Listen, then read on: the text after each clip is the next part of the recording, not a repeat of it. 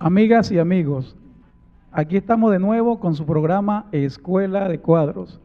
Este será nuestro programa número 31 y en el día de hoy vamos a analizar lo que tiene que ver con la conciencia de clases. Como sabemos, en nuestros programas anteriores hemos estado analizando o analizamos la concepción de las clases sociales y hoy nos vamos a concentrar en lo que tiene que ver con la conciencia de esas clases. Para ello nos vamos a remitir, a tomar como referencia para el análisis en un texto de Teotonio dos Santos que tiene que ver con el concepto y la concepción de las clases sociales. Para ello nos acompañan los camaradas Israel Carrasquel, el camarada Manuel Sutherland, quien va a fungir como nuestro orientador en cuanto a este tema, y quien les habla, Luis Álvarez. Vamos a cederle la palabra al camarada Manuel para que nos introduzca más ampliamente en el tema objeto de análisis. Ok, ya nosotros habíamos discutido sobre lo que eran las clases sociales desde la perspectiva del libro que estábamos analizando de Teotonio dos Santos, Concepto de Clases Sociales, libro del perro y la rana, muy económico, que recomiendo conseguir en librerías del sur. Habíamos hablado de las clases sociales, pero no nos había dado tiempo de hablar sobre el concepto de conciencia de clase a profundidad. Entonces, todo el mundo habla de conciencia de clase, pero verdaderamente la gente no parece conocer el concepto de conciencia de clase. El concepto de conciencia de clase se puede definir como aquellos intereses más profundos, sentidos y trascendentales de la clase trabajadora o de la burguesía. Son los intereses que determinan el proyecto a futuro político de cada clase social. Proyectos que son independientes unos a otros. Veamos, ¿cuál es el proyecto principal de la clase burguesa? La dominación, la opresión. Mientras ellos entiendan que ese es su destino y ese es su esfuerzo para la consecución de ese objetivo, ellos estarán o tendrán conciencia de clase. ¿Cuál es la conciencia de clase del proletariado? La necesidad de imponer un proyecto social en el cual no haya ni explotados, ni explotadores, ni oprimidos ni opresores. ¿Qué es lo que Marx trata de conceptualizar en una frase muy chica? Clase en sí y clase para sí, ¿verdad? En clase en sí, él considera a la clase social de acuerdo a su posición en la estructura socioeconómica en un periodo histórico determinado, ¿verdad? En clase para sí, él considera que es cuando miembros importantes de la clase han obtenido una sólida conciencia de clase en ese periodo histórico. No, el hecho de ser obrero no quiere decir que automáticamente ya tengas conciencia de clase. Que también explica en el libro lo que son las ideologías. Teotonio explica que hay una ideología verdaderamente revolucionaria cuando esa ideología puede representar los intereses reales del proletariado, los intereses más profundos y sentidos de la clase, y cuando esos intereses se traducen en acciones transformadoras de ese interés, en mecanismos que puedan cambiar la sociedad para lograr ese objetivo. Cuando hablamos de ideología, podemos hablar de una ideología real y una ideología falsa, o lo que también Engels llamaba falsa conciencia. Esa falsa conciencia se puede determinar también como esa serie de conocimientos metafísicos, esa serie de conocimientos alejados de la realidad que tratan de confundir y retrasar el avance científico en la conciencia de clase del proletariado. ¿Cuál es la ideología verdadera? La que habíamos dicho. Representa intereses verdaderamente reales y sentidos del cambio político del proletariado y establece los mecanismos de acción y transformación para conseguir ese interés y ese objetivo fundamental. En la próxima lámina también podemos ver algo que se denomina como objetivos de clase, que no es lo mismo que intereses de clase, aunque son relativamente similares. porque según el filósofo Vladimir Lazo, él considera, por ejemplo, que la burguesía tiene intereses y que el proletariado tiene valores. Entonces por eso es que la burguesía generalmente no se equivoca cuando traza políticas de dominación y políticas de control social. Y a la izquierda le cuesta un poquito más armar una política que pueda romper con la realidad que se proyecta de acuerdo a la ideología burguesa, que es la que nosotros vemos en todas las relaciones que se manifiestan, ¿no? Jefe, profesor, alumno, esposo, esposa. Son parte de la falsa conciencia que lamentablemente reproducimos día a día. Ok, objetivos de clase. El proletariado, en la consecución de su conciencia de clase, trata o maneja dos objetivos fundamentales. El primero es lo espontáneo o inmediatamente visible, que son las primeras y primarias luchas del proletariado para conseguir reivindicaciones básicamente económicas.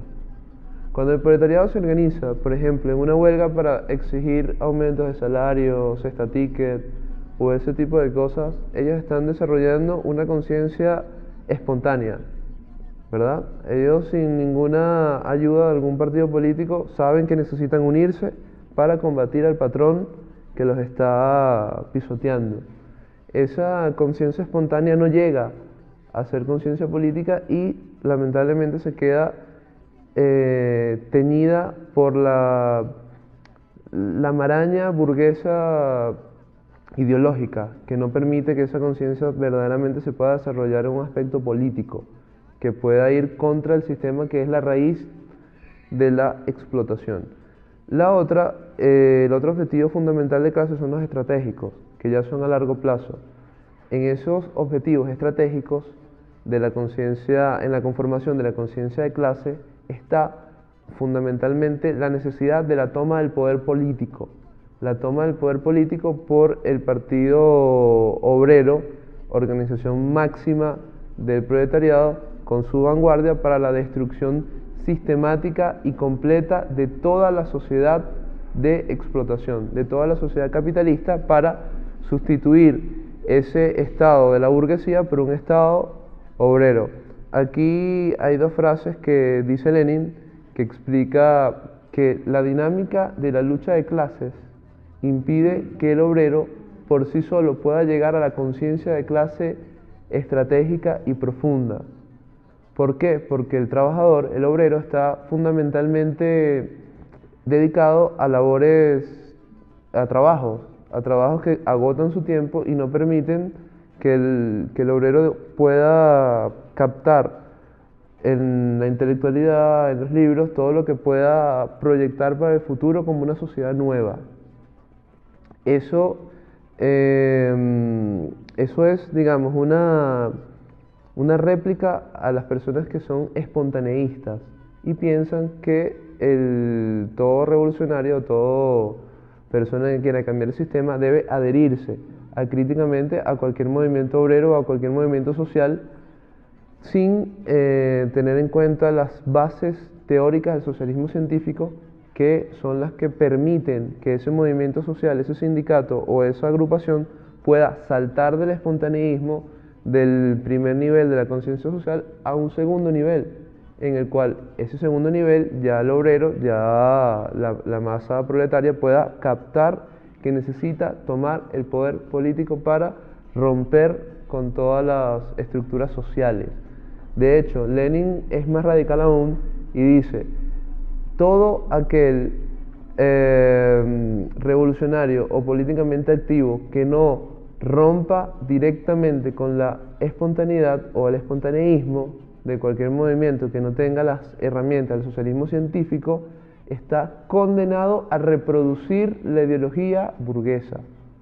O sea, no es que está haciendo una pequeña ayuda, sino está condenado a reproducir la ideología burguesa en el seno de la clase trabajadora. Eso es absolutamente trágico y absolutamente lamentable, y Lenin trata de atacarlo y trata de verdaderamente sentar las bases para que el proletariado pueda entender que se necesita la participación de la intelectualidad marxista para dotar de herramientas teóricas a ese movimiento obrero para su avance. En la próxima lámina también podemos observar algo que es bastante interesante, que son los instintos de clase. Esos instintos de clase son, digamos que reacciones del subconsciente o reacciones un poquito espontáneas que tienen las personas, los trabajadores, los burgueses en situaciones determinadas. En esos movimientos espontáneos, por ejemplo, el 27 de febrero, la Comuna de París, 1917, ahí cuando hay situaciones de crisis, el instinto de clase, ¿verdad? Esa pequeña fase se parece mucho a la conciencia de clase, pero viéndolo desde un punto de vista subjetivo, desde un punto de vista no estrictamente racional. ¿Por qué? Porque en ese momento, cuando hay situaciones de hambre, de miseria, de frío, de persecución, de opresión, el obrero siente que debe organizarse, que debe luchar y que debe romper con todo el sistema, aún sin el obrero, el campesino, el oprimido, aún sin tener estudios o tener la participación de un partido político que pueda hacer que la lucha de la clase trabajadora sea para y en contra del sistema. Otro de las cosas que nosotros debemos entender es que entre el instinto de clase como periodo inicial, parte subjetiva, en la cual el proletariado trata de elevarse hacia la conciencia de clase, se atraviesa la ideología burguesa. La ideología burguesa es como un gran muro que trata de separar el instinto de clase o la psicología de una clase en determinado momento contra su conciencia de clase. Conciencia de clase entendida como la realización de un proyecto máximo independiente que garantice el desarrollo de esa clase social y sus intereses máximos, sus intereses más profundos. La ideología burguesa trata de deformar, trata de caricaturizar y enmascarar la explotación. ¿Cómo lo hace? Trata en algunas oportunidades de dar bonos, de dar vacaciones a los trabajadores, de dar cestas de comida, de inocular el racismo, por ejemplo, algo que usa mucho la derecha para romper la conciencia de clase es dividir mucho a la clase trabajadora y le inocula cosas como el machismo, cosas como el nacionalismo, el chauvinismo, la xenofobia, inocula toda una serie de factores que retrasan el desarrollo de la conciencia de esa clase. Incluso también trata de cooptar a elementos avanzados de la clase trabajadora para envilecerlos. ¿Cómo los envilece? Los compra, les da dinero, esos sindicalistas que aparecen con trajes de $4.000 y relojes que se dicen hasta trotskistas, entonces tienen casas y ese tipo de cosas, son verdaderos delincuentes, tránsfugas, esquiroles de la clase trabajadora que son frenos para el desarrollo de la clase social, de la conciencia de clase, desde el instinto primigenio con la sindicalización hasta la conformación de un partido político que pueda romper con las bases de la explotación de una forma definitiva y categórica. Otra de las cosas que se interponen, por ejemplo, entre el revisionismo, el reformismo, la unión de la fusión de anarquismo con anarcosindicalismo, autonomismo, ese tipo de cosas son verdaderamente graves, retrasan, son frenos para que el proletariado desarrolle su conciencia de clase. Por ejemplo, autonomismo. El autonomismo como pequeña doctrina balurda, burda, necia, pequeña burguesa, trata de separar al movimiento obrero, trata de parcializarlo, aislarlo y no permite el desarrollo de una clase social organizada, disciplinada, que pueda luchar por el poder del Estado para arrebatárselo y construir un Estado obrero. Las mentiras de que el Estado, de que todo Estado es malo y las bases anticientíficas del autonomismo y el anarquismo rompen con la conciencia de clase, rompen con las posibilidades verdaderas de que los trabajadores y los oprimidos puedan saltarse esas trabas y verdaderamente desarrollar un mejor escenario a la hora de conseguir sus intereses más importantes. No sé si ibas a decir algo sobre los valores. Bueno, agregar que además lo que muy bien has explicado sobre todo lo que busca, todas las intenciones y las teorías antimarxistas, reformistas, e incluso podríamos catalogarla de restauradora del mismo sistema. Hay también que incluir al posmodernismo, que son planteamientos que te invitan a ir más allá, a una cuestión más amplia, te invitan a vagar por toda una intelectualidad y a no enfocarte y no hacernos de la teoría realmente revolucionaria que representa la teoría del marxismo y más completa la teoría del marxismo-leninismo, que bien son planteamientos que cuentan con un método de análisis definido, con una concepción del mundo definida, con una explicación científica y demostrable de lo posible que es la construcción del socialismo científico. Y cuando digo demostrable es porque, bueno, precisamente la experiencia de octubre de 1917 así lo hizo ver a la humanidad entera, de que en un país donde la producción o el modo de producción o las condiciones de producción tenían atrasos, se hizo posible una revolución que desarrolló considerablemente las fuerzas productivas y que no de una cuestión aislada o despegada al marxismo, sino que precisamente se hizo de las herramientas del marxismo, aportó a ellos y hizo la revolución. Que bueno, que luego tuvo una recaída, que luego tuvo una desviación, es un tema que perfectamente se puede discutir más ampliamente. Pero no podemos dejar de ver esas posiciones que tanto hoy se venden. Por ejemplo, la cuestión de aligerar el socialismo, hacerlo light o tergiversarlo. Son cuestiones que terminan negando la teoría del marxismo y que además terminan haciéndole un favor a la clase dominante. Hay que entender también que cada clase tiene sus intereses bien definidos. Muy bien lo explicaba Manuel.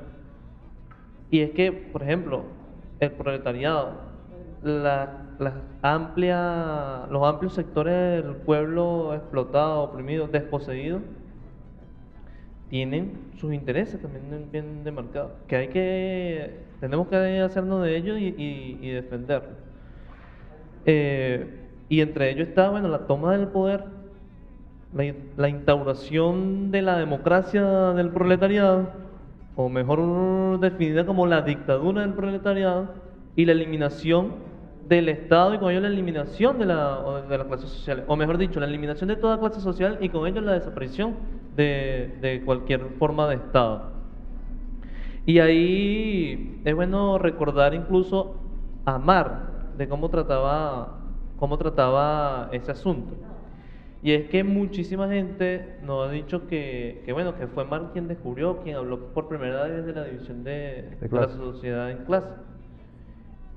Y Marx más bien en una carta que escribe en 1852 plantea que bueno, que él no la cuestión de la división de clases no es una cuestión que él haya hecho, que ya historiadores habían hablado de eso y que economistas habían definido, que lo que realmente aporta, y tampoco descubrió la lucha de clases, que lo que realmente aporta es que la división de clases existe en un determinado desarrollo de la producción.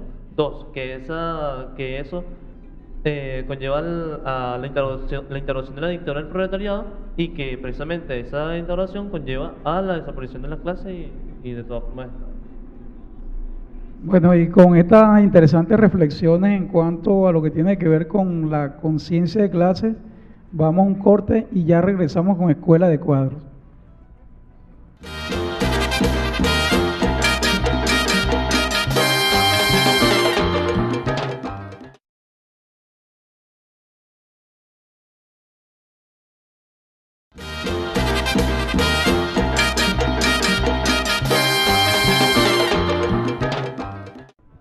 Aquí estamos de nuevo con su programa Escuela de Cuadros. Estamos analizando lo que tiene que ver con la formación de la conciencia de clases y habíamos escuchado unos análisis muy interesantes de parte de nuestros camaradas. Aquí hay una inquietud que vamos a hacerla llegar al camarada Manuel, y era que el Che Guevara hablaba de la posibilidad de la migración de la conciencia, ¿no? Es la típica experiencia de la Sierra Maestra, donde se produjo allí una proletarización de la conciencia pequeña burguesa. ¿Qué puedes comentarnos en torno a eso, no?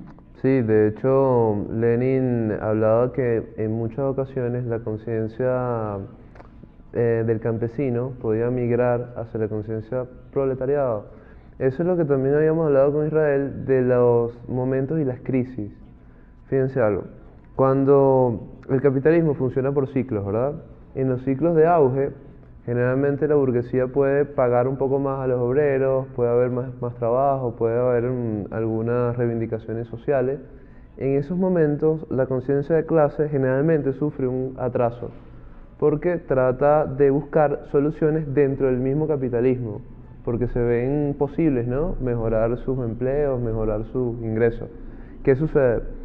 En los ciclos de depresión o de crisis del capital, aumenta el desempleo, bajan los salarios, es cuando la misma pequeña burguesía y los campesinos empiezan a ver sus posibilidades de crecer y de tener mayores ingresos muy en peligro.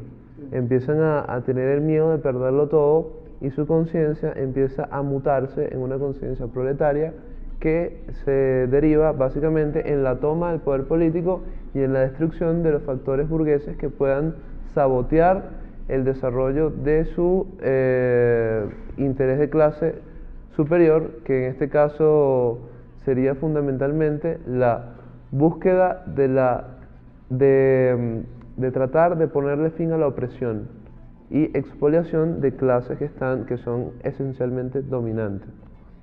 Otra de las cosas que estábamos conversando es que el espontaneísmo como tal no existe en una manera, digamos, orgánica, porque el espontaneísmo parte de que hay personas que tratan de luchar por la verdad y la justicia sin ningún tipo de concepción, lo cual es absoluta y radicalmente falso.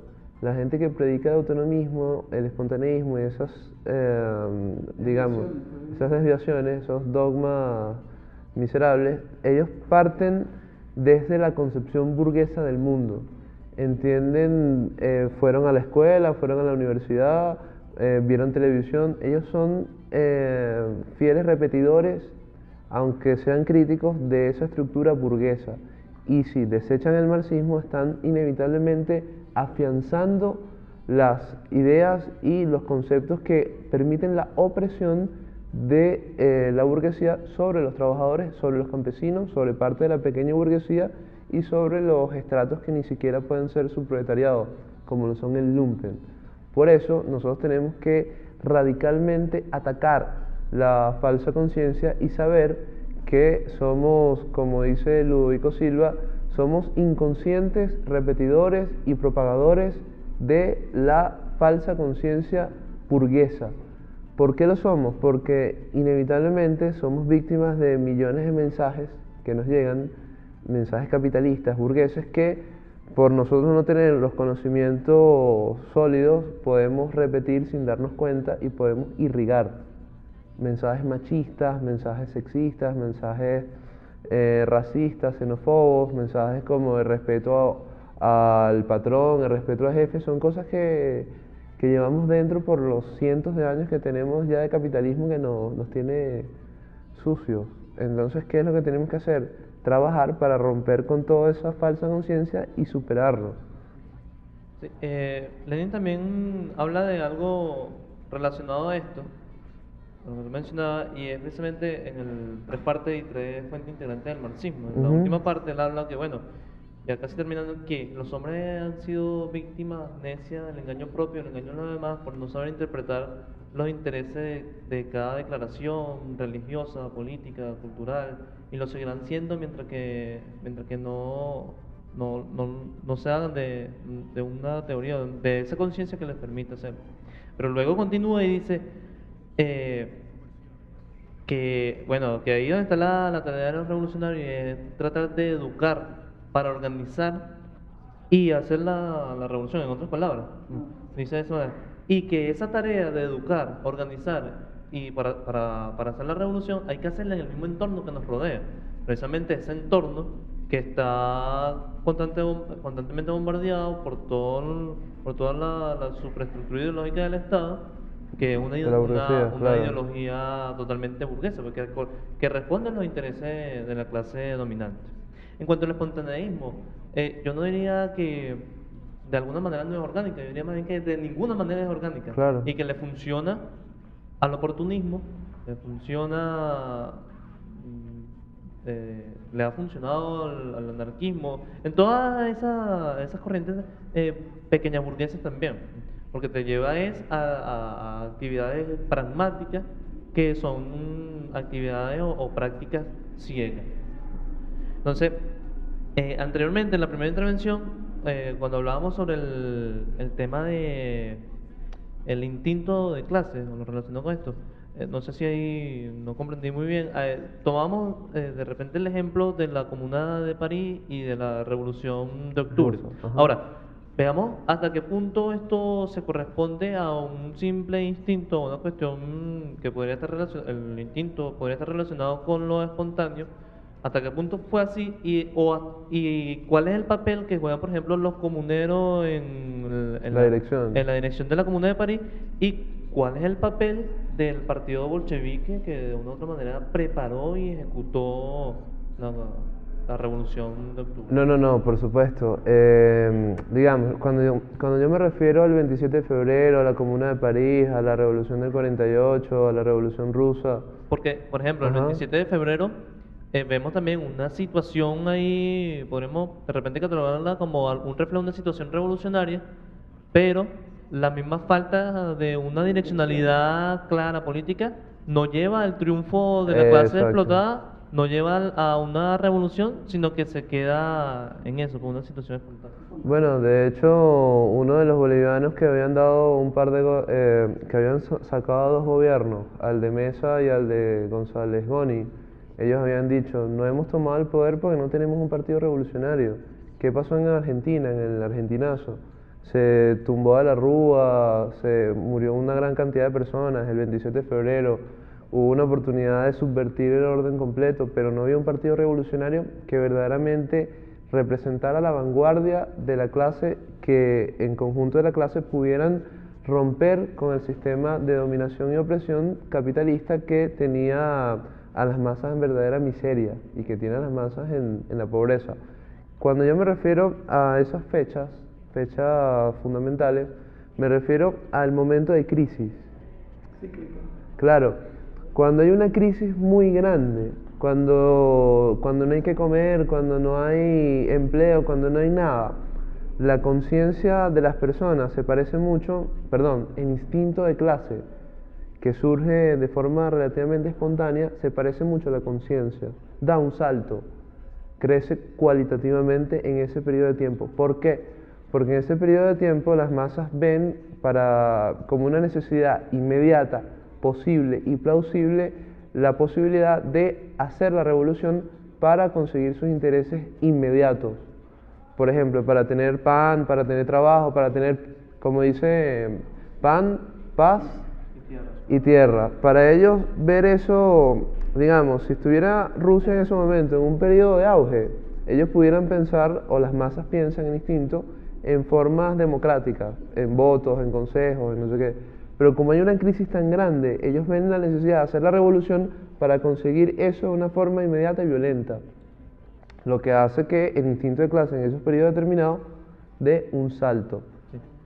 Que es lo que se plantea precisamente como las situaciones revolucionarias, que es donde hay como especie de un equilibrio entre los de arriba y los de abajo, que es donde los de arriba no pueden tener control absoluto de la situación y los de abajo no pueden ni quieren seguir viviendo como están. Entonces, ante ese equilibrio, ahí se plantea una situación revolucionaria y hay la posibilidad de avanzar a una revolución. La Pero- única. Pero también está la posibilidad de que eso no sea así y se retroceda y que la burguesía pueda restaurar su sistema y pueda ir como que a otra etapa.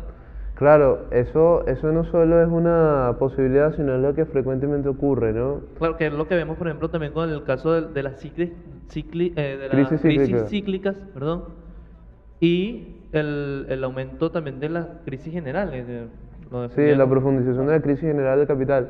¿Qué sucede? Fíjate algo, por ejemplo, en la década del 30, la revolución estuvo a punto de darse en Italia, estuvo a punto de darse en Francia, estuvo a punto de darse en Alemania, ¿verdad? De hecho, se dio en Berlín, se hicieron algunos avances, pero ¿qué sucede? Cuando esa crisis llega a esos momentos tan álgidos, o bueno, álgidos está mal empleado porque álgido es frío, pero cuando esa crisis llega a un momento tan difícil, o se hace la revolución o la reacción de la burguesía es 4 veces peor de lo que puede imaginarse cualquier proletariado en el mundo. Lo que pasó en Chile, por ejemplo. En Chile no se completó la revolución, no se materializó, no se concretizó con Allende, y vino Pinochet con la reacción fascista más criminal de la historia de América Latina. Igual pasó con Hitler, con Mussolini, con Franco. En el caso de Chile, además, vino la reacción de un general que hasta poquito días Amigo de anterior Allende. juraba lealtad, Sí. pero que realmente estaba ahí acumulando fuerza y que dio un tremendo golpe De hecho, estaba viendo una reacción. el Ahora, 10 de septiembre, termina. Allende, el 11 de septiembre en la mañana, Allende estaba pensando que habían metido preso a Pinochet. O sea, imagínense la falta de trabajo de inteligencia, que Allende pensaba en el 11 de septiembre en la mañana El hombre estaba detenido. que Pinochet estaba detenido. O sea, imagínate qué grave. Sí. Ahí, en el tema, cuando hablamos, por ejemplo, de la situación revolucionaria y la capacidad que tiene la burguesía para restaurar y que lo ha hecho consecutivamente en muchísimas partes del mundo, hay también que significar que en esa situación lo que garantiza una revolución, lo que garantiza el avance a una revolución socialista en este caso, es precisamente un partido con una ideología, con una teoría claramente definida, que se presenta, que por supuesto no esté aislado de las masas. Es parte de Que la masa, Es parte, exacto. parte integrante. Y que sepa, Sí. y que sepa llevar hasta las últimas consecuencias esa revolución. Y cuando decimos las últimas consecuencias nos referimos precisamente a la toma del poder, a la instauración de la democracia del proletariado, y que vale hoy hablar con esta categoría, y garantizar el avance hacia un nuevo modo de producción. Claro, y garantizar que la represión y la reacción no regresen, porque cuando se le da un golpe a la reacción y se puede trastocar por lo menos el gobierno en un periodo determinado, como puede suceder acá en Venezuela, no se le puede dar una puerta abierta a la burguesía de nuevo. Vamos a decir, una segunda oportunidad. oportunidad. Mira, yo quería referirme porque este tema aquí están en juego muchos aspectos que tienen que ver con la subjetividad del sujeto, Ujú. en este caso en el proceso revolucionario venezolano. Hay muchos señalamientos, ¿no? Este es un proceso bolivariano inédito, ¿no? Y esta es una revolución que se dice a vox populi, que esta es una revolución con dinero, y que desde el punto de vista de muchos camaradas, esa bonanza económica de la cual goza el proceso, producto de los altos precios del barril de petróleo, no ha contribuido a que el pueblo venezolano eleve su nivel de conciencia. ¿Qué valorización podríamos hacer en cuanto al caso concreto venezolano en la actualidad? Sí, mira, eso es algo bastante interesante porque, fíjate, pareciese que hay gente que trata de buscar excusas por todas partes, ¿no? Hay una necesidad de avanzar en las leyes fundamentales del socialismo científico en la sociedad, pero hay una parte del gobierno bastante grande que trata de frenar el avance revolucionario del proceso venezolano. Trata de ponerle barreras a las expropiaciones, trata de ponerle barreras al marxismo, trata de ir frenando el avance y llevándolo por un cauce, digamos, socialdemócrata o por un cauce que no sea estrictamente revolucionario en el sentido marxista, ¿verdad? Ellos tratan de ahogar eso y no se dan cuenta que ellos están saboteando el sistema capitalista con sus asistencialismos y sus cosas, sus políticas erróneas, y no están dejando que el sistema se desarrolle, ni el sistema capitalista a plenitud, ni el sistema socialista. Entonces hay como un cierto estancamiento, ¿no? ¿Qué es lo que hacen ellos? Ellos empiezan a echarle la culpa no a la dirección de las acciones que tienen ellos, sino a la gente. Y empiezan a buscar excusas como que tenemos demasiado dinero y la gente es demasiado consumista. Entonces, porque es demasiado consumista, tenemos demasiado dinero, nosotros no tenemos conciencia de clase, no hay obreros y no podemos avanzar. Es absolutamente falso. Sí, o señalamientos peores que eso, señalamientos más graves, y es que no, es que el pueblo no está preparado para el socialismo. Exactamente.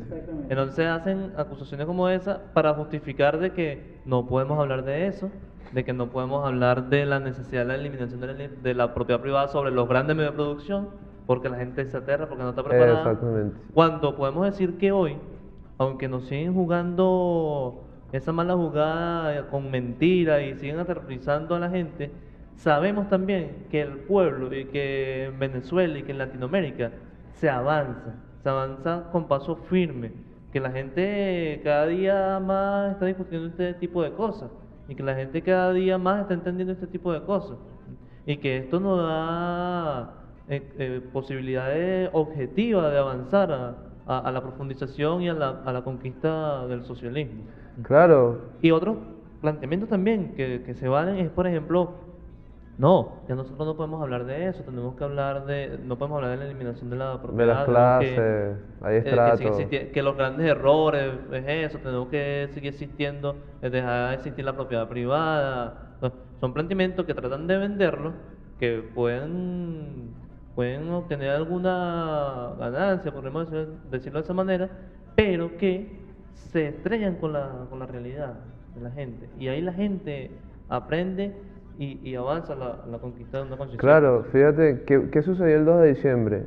¿Por qué perdimos el 2 de diciembre? No, fue por la idea del socialismo. Chávez no debía hablar de socialismo, por eso fue que perdimos el 2 de diciembre. Pero si, la gente no, es algo insólito, porque después tú dices, pero si Chávez no ganó en el 2006 con la votación más alta en la historia vendiendo la política del socialismo citando a Marx, a Gramsci, a Lenin, abiertamente.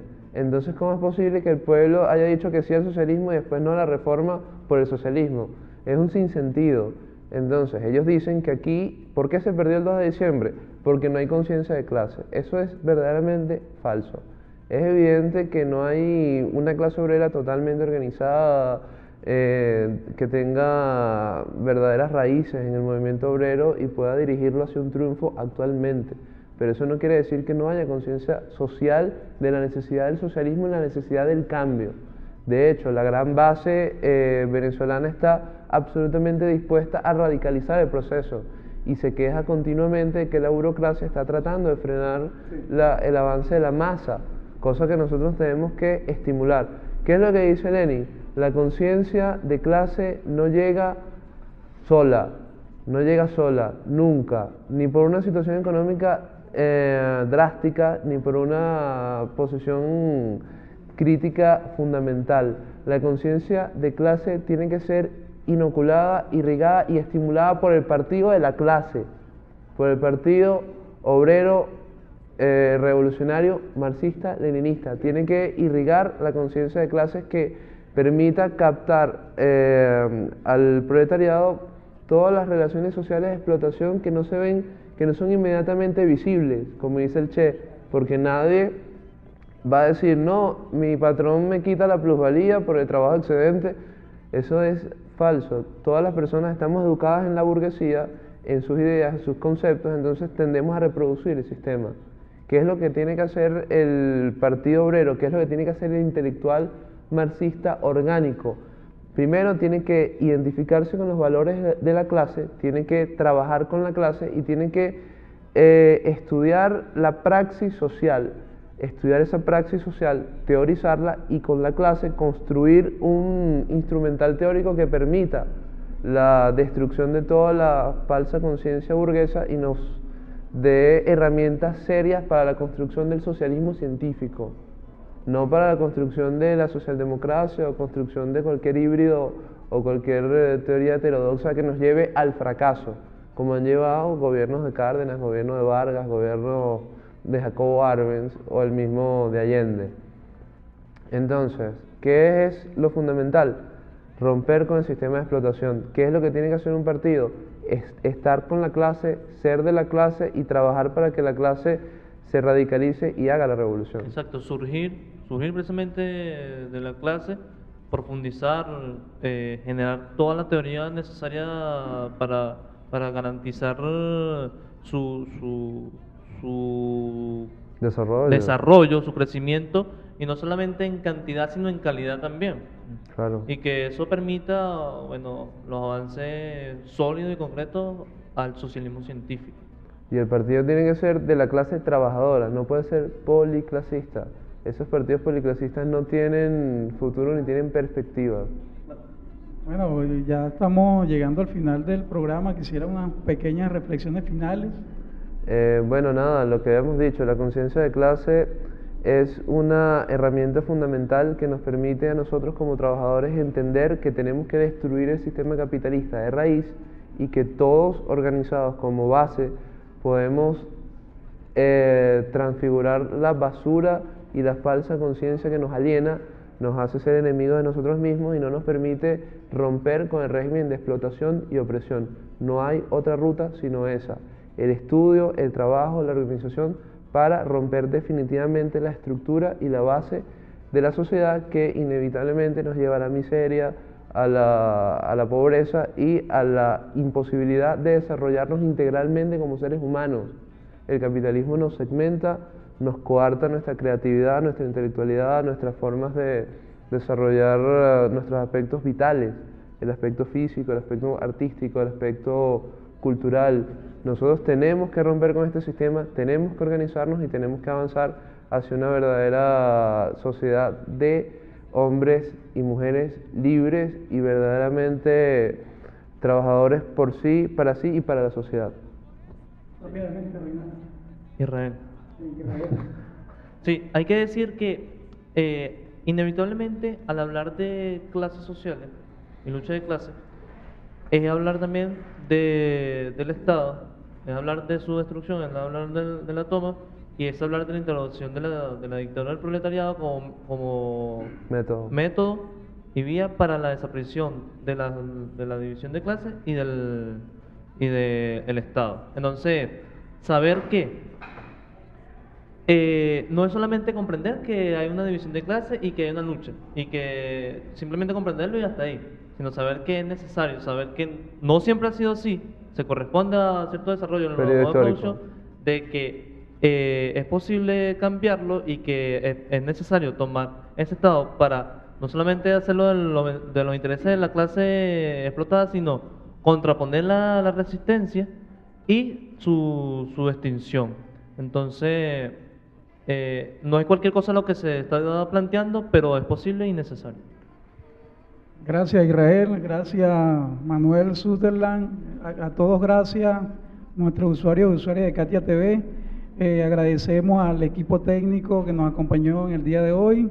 En las cámaras nos acompañaron la camarada Cris Yoli y el camarada Reinaldo, todos bajo la dirección de nuestro camarada Leafal Guevara.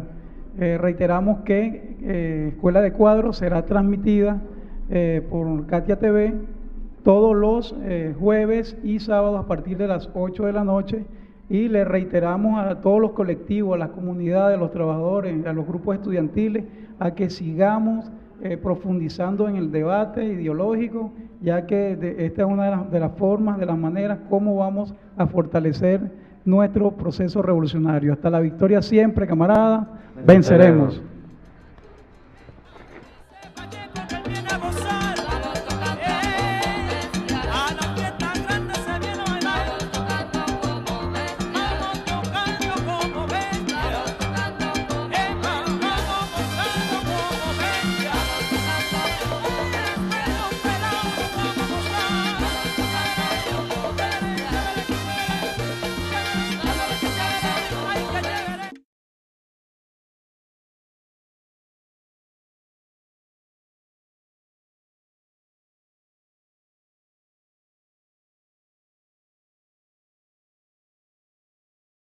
Que es la que nosotros vemos en todas las relaciones que se manifiestan, ¿no? Jefe, profesor, alumno, esposo, esposa. Son parte de la falsa conciencia que lamentablemente reproducimos día a día. Ok, objetivos de clase. El proletariado, en la consecución de su conciencia de clase, trata o maneja dos objetivos fundamentales. El primero es lo espontáneo o inmediatamente visible, que son las primeras y primarias luchas del proletariado para conseguir reivindicaciones básicamente económicas. Cuando el proletariado se organiza, por ejemplo, en una huelga para exigir aumentos de salario, cesta ticket o ese tipo de cosas, ellos están desarrollando una conciencia espontánea, ¿verdad? Ellos, sin ninguna ayuda de algún partido político, saben que necesitan unirse para combatir al patrón que los está pisoteando. Esa conciencia espontánea no llega a ser conciencia política y lamentablemente se queda teñida por la maraña burguesa ideológica, que no permite que esa conciencia verdaderamente se pueda desarrollar en un aspecto político, que pueda ir contra el sistema que es la raíz. Cederle la palabra al camarada Manuel para que nos introduzca más ampliamente en el tema objeto de análisis. Ok, ya nosotros habíamos discutido sobre lo que eran las clases sociales desde la perspectiva del libro que estábamos analizando de Teotonio dos Santos, Concepto de clases sociales, libro del perro y la rana, muy económico, que recomiendo conseguir en librerías del sur. Habíamos hablado de las clases sociales, pero no nos había dado tiempo de hablar sobre el concepto de conciencia de clase a profundidad. Entonces, todo el mundo habla de conciencia de clase, pero verdaderamente la gente no parece conocer el concepto de conciencia de clase. El concepto de conciencia de clase se puede definir como aquellos intereses más profundos, sentidos y trascendentales de la clase trabajadora o de la burguesía. Son los intereses que determinan el proyecto a futuro político de cada clase social. Proyectos que son independientes unos a otros. Veamos. ¿Cuál es el proyecto principal de la clase burguesa? La dominación, la opresión. Mientras ellos entiendan que ese es su destino y ese es su esfuerzo para la consecución de ese objetivo, ellos estarán o tendrán conciencia de clase. ¿Cuál es la conciencia de clase del proletariado?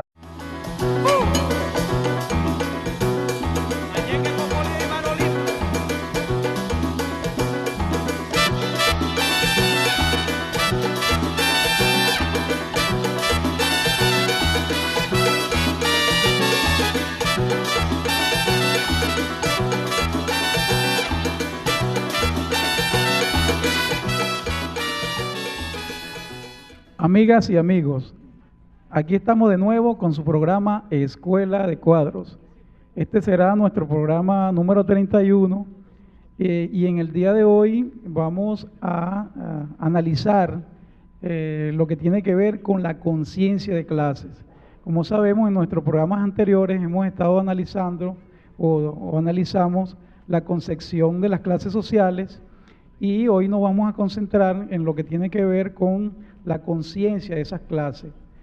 Para ello nos vamos a remitir, a tomar como referencia para el análisis en un texto de Teotonio dos Santos, que tiene que ver con el concepto y la concepción de de las clases sociales. Para ello nos acompañan los camaradas Israel Carrasquel, el camarada Manuel Sutherland, quien va a fungir como nuestro orientador en cuanto a este tema, y quien les habla, Luis Álvarez. Vamos a... Ideología falsa, o lo que también Engel llamaba falsa conciencia. Esa falsa conciencia se puede determinar también como esa serie de conocimientos metafísicos, esa serie de conocimientos alejados de la realidad que tratan de confundir y retrasar el avance científico en la conciencia de clase del proletariado. ¿Cuál es la ideología verdadera? La que habíamos dicho. Representa intereses verdaderamente reales y sentidos del cambio político del proletariado y establece los mecanismos de acción y transformación para conseguir ese interés y ese objetivo fundamental. En la próxima lámina también podemos ver a lo que se denomina como objetivos de clase, que no es lo mismo que intereses de clase, aunque son relativamente similares, porque según el filósofo Vladimir Lazo, él considera, por ejemplo, que la burguesía tiene intereses y que el proletariado tiene valores. Entonces, por eso es que la burguesía generalmente no se equivoca cuando traza políticas de dominación y políticas de control social. Y a la izquierda le cuesta un poquito más armar una política que pueda romper con la realidad que se proyecta de acuerdo a la ideología burguesa. La necesidad de imponer un proyecto social en el cual no haya ni explotados, ni explotadores, ni oprimidos ni opresores. ¿Qué es lo que Marx trata de conceptualizar en una frase muy chica? Clase en sí y clase para sí, ¿verdad? En clase en sí, él considera a la clase social de acuerdo a su posición en la estructura socioeconómica en un periodo histórico determinado, ¿verdad? En clase para sí, él considera que es cuando miembros importantes de la clase han obtenido una sólida conciencia de clase en ese periodo histórico. No, el hecho de ser obrero no quiere decir que automáticamente ya tengas conciencia de clase. Que también explica en el libro lo que son las ideologías. Teotonio explica que hay una ideología verdaderamente revolucionaria cuando esa ideología puede representar los intereses reales del proletariado, los intereses más profundos y sentidos de la clase, y cuando esos intereses se traducen en acciones transformadoras de ese interés, en mecanismos que puedan cambiar la sociedad para lograr ese objetivo. Cuando hablamos de ideología, podemos hablar de una ideología real y una ideología